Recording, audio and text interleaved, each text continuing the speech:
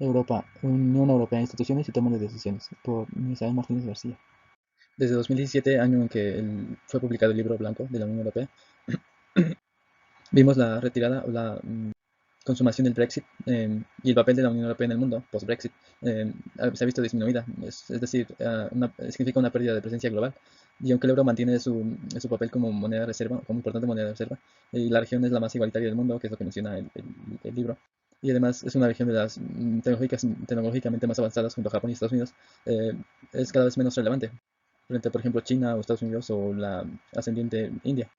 Y sin embargo, el conjunto de población de la Unión sigue siendo el tercero más importante después de China y Estados Unidos, y la participación del PIB global sigue siendo importante, aunque disminuye, como lo mismo de la población y la mayoría de los indicadores. En ese sentido, las ventajas de la Unión Europea siguen siendo tecnológicas sobre todo, y de ahí que la Unión aspire a convertirse en un proveedor de seguridad internacional. La guerra de Ucrania, en ese sentido, significó un cambio de rumbo en la estrategia de seguridad y defensa de la Unión. Y esta política llamada Brújula Estratégica es una iniciativa entre los gobiernos de la Unión, que responde a la guerra de Ucrania, pero también responde a la nueva política de seguridad de Estados Unidos a partir de 2016, eh, que amenazaba la existencia de la OTAN y por tanto la seguridad de Europa, de la Unión Europea. Y sobre todo por la ausencia de capacidad militar, que en Europa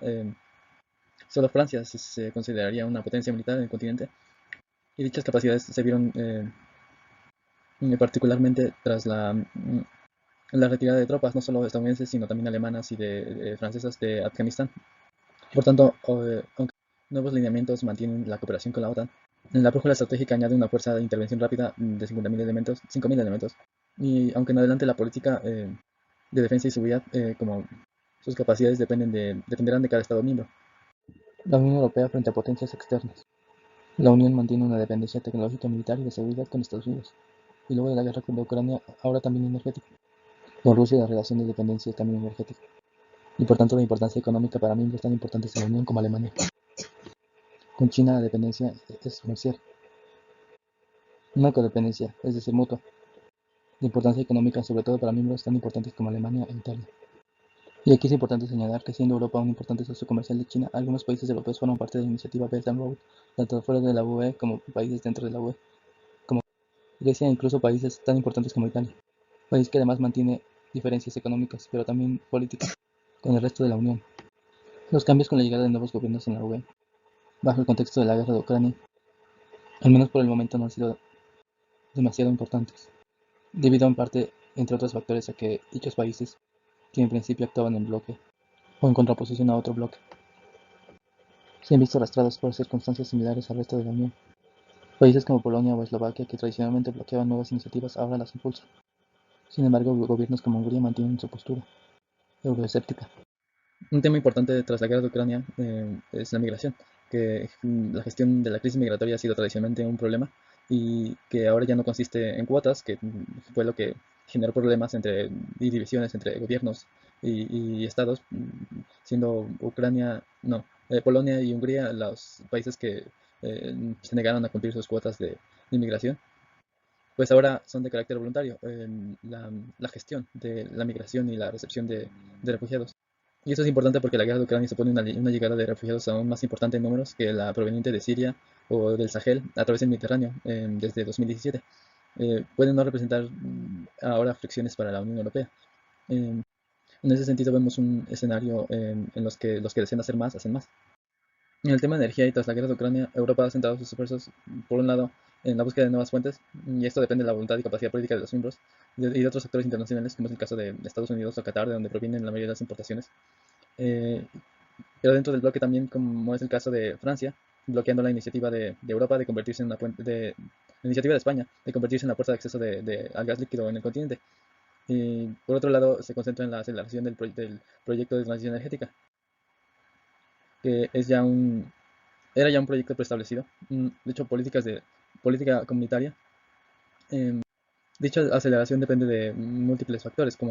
la energía nuclear y el debate alrededor de esta, como es el acceso a insumos energéticos, como son las tierras raras, en su mayoría controladas por China, y finalmente también de la voluntad y capacidad política de los Estados miembros, que es el tema que siempre ha dado intereses nacionales y políticos de todo tipo. En cuanto a transición energética, la Unión Europea en su conjunto promueve una política exterior llamada diplomacia climática, que consiste básicamente en la lucha contra el cambio climático, y es a través de la transición hacia energías verdes renovables,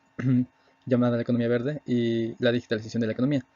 Y bueno, la Unión Europea arranca con ventaja porque tiene una serie de patentes tecnológicas, ya. Pero individualmente observamos países en cuanto a con una transición de energías verdes de todo tipo, desde una transición más alta y completa como la de Suecia, que dado sus recursos hídricos hace uso de hidroeléctricas, igual que Noruega, por ejemplo, que a pesar de ser exportador de combustibles fósiles, también es un consumidor interno de su producción verde, mientras que no sigue siendo un exportador de fósiles. Dentro de la Unión Europea encontramos transiciones de nivel mediano como España o Dinamarca, que aunque dependen de importación de energía como el gas, gozan de una significativa industria solar y eólica.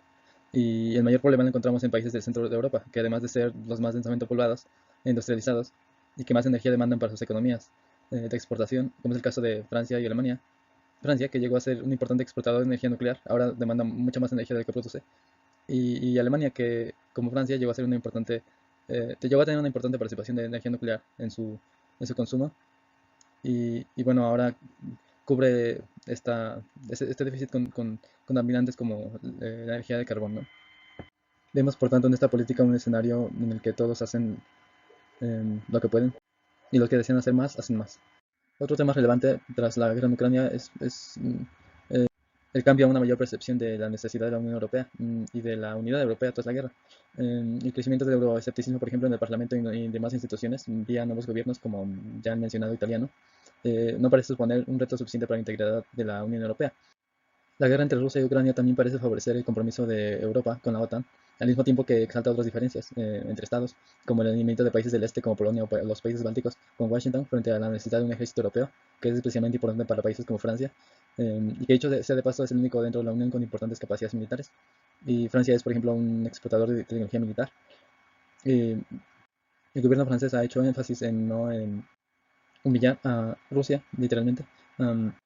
frente a estos países del este que están un poco más dispuestos a las sanciones contra Rusia. Decir además que vienen las elecciones del 2024, se renueva el Europarlamento y por supuesto esto puede cambiar, sobre todo tras los llamados Qatar y Morocco Gate, que reabrieron el debate sobre la transparencia de las instituciones europeas y en particular en este caso el Parlamento, que decíamos se renueva en 2024.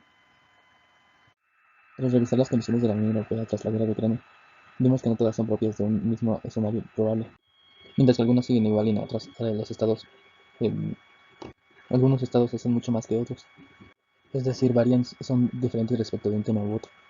Pero si debemos señalar un escenario más cercano al actual, este sería uno en el que los estados toman iniciativa de aquello que les interesa particularmente y favorecen determinada agenda,